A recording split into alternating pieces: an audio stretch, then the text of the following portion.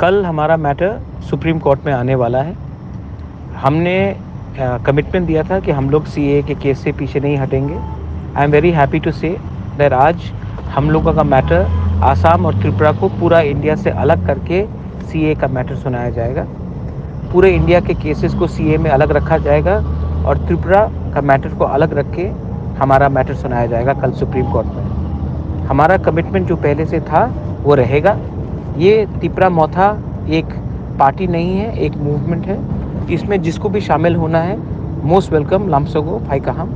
लेकिन एक बात कमिटमेंट हमारा क्लियर रहना चाहिए कि इस बार हम लोग अपने पार्टी के बारे नहीं, अपने जाति के बारे सोचकर आगे काम करेंगे। मुझे ऐसा लीडर नहीं चाहिए जो अपना फ़ायदा देखता है। मुझे ऐसा लोग चाहिए जो त्रिपुरा दफा का एक फाइनल कॉन्स्टिट्यूशनल सोल्यूशन हमको दिलवाता है।